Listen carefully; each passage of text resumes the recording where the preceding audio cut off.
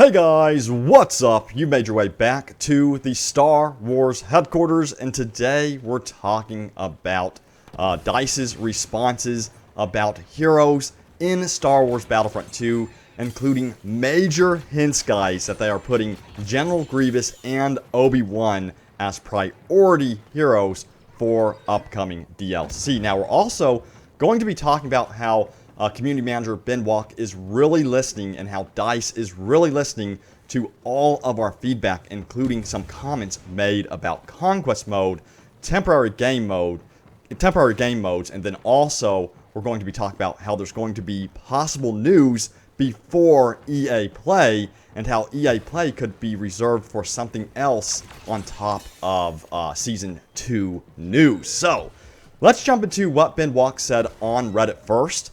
Let's see what he said about Grievous and Obi-Wan Kenobi. In this conversation, it kind of came up when Reddit users were talking about Anakin Skywalker, and they were kind of getting in a debate over who the next heroes could be. Now, Ben Walk responded and said, the community want Obi-Wan and Grievous. These are the first two heroes that players want. So yes, I'd put Anakin below these. Prove me wrong. Prove me that these two aren't the top of the list. Yes, there are those that want Anakin, but not at the expense of those two. I'd probably put Anakin in the bucket of heroes alongside the likes of Padme, Ahsoka, and maybe Jango. So that's giving us indication of the way DICE is thinking in terms of using community feedback to shape the future of a DLC. So it's looking like Obi-Wan and Grievous should be our next upcoming heroes for DLC, which of course hints at that yes, we'll be getting a Clone Wars season. At least that's what it appears to be. They haven't officially confirmed this just yet, but of course if Obi-Wan and Grievous are the next heroes, you can betcha they'll be a part of a Clone Wars DLC season. How do you guys feel about this? Do you agree with what Ben is saying?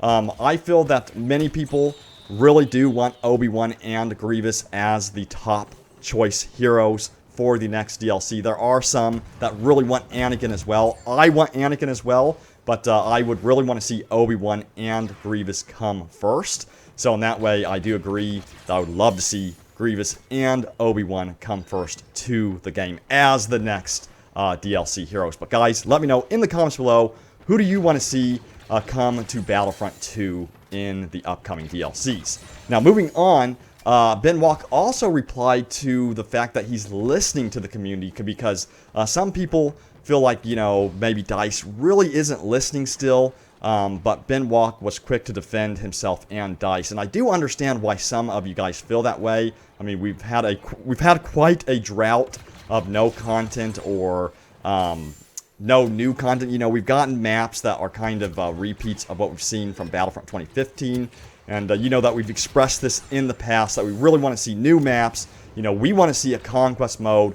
We want to see Clone Wars content. We want to see new content come to Battlefront 2. And Ben responded about this, and he said, You also want a roadmap, a way to purchase emotes and victory poses, better matchmaking, more maps, new ones first, but not opposed to 2015 maps making an appearance, easier way to level hero starfighters, more trooper customization, a conquest-style game mode. That's a huge one for me. You guys know that. Easier way to play with friends, more appearances, and don't tell me I don't represent the community just because my opinion differs from your own. So, in a way, from what I gather, he's saying his opinion's not going to get in the way of what we want. He's going to put what we want first, which is exciting, and DICE is going to put what we want first. And I will say this, they have yet to prove themselves. They still have to prove themselves, guys. So they still have to really deliver the content before I'm really, truly happy. So I'm really hoping that we get a Clone Wars DLC, we get a conquest mode, we get all of these new heroes, including Obi-Wan and Grievous. And if they start really delivering this content and it's free DLC, then I would be very, very happy, and I hope you guys are too. I hope that things start turning around for Battlefront 2, and that we can get past, you know, the bitter taste in our mouths from the launch. But guys, we'll see what happens, and I'm hoping that we find out something at EA Play about the future of Star Wars Battlefront 2. But we'll see. Now, concerning temporary game modes, he also commented on temporary game modes and said the following. He said, "We succeeded then," and he was talking about how people were liking Ewok Hunt. He said, "We succeeded then. Along with it, we learned a lot about what type of content our community likes. Sometimes it's good to do these experimental game modes, and our ability to use content and repurpose it into a new experience makes it a lot quicker and less risky than doing something totally new and out there. This is why you see a lot of games doing temporary game modes now, just to gauge a reaction from their community. If it works, it makes sense to explore the idea some more." So I'm definitely for temporary game modes. And I think also temporary game modes, they actually add a lot more interest into the game mode. Because if you look at Ewok Hunt, it's interesting. This is my opinion. I don't know what you guys think about this. Because Ewok Hunt, when it was a temporary game mode, there seemed to be a little bit more interest than when it became permanent. And when it became permanent, I feel like people maybe got bored of it a lot quicker because it was always there. And I do wonder if they should make Ewok Hunt a more temporary game mode that might rotate between game modes like, what do you call it? Jetpack Cargo. So maybe one weekend they have Jetpack Cargo.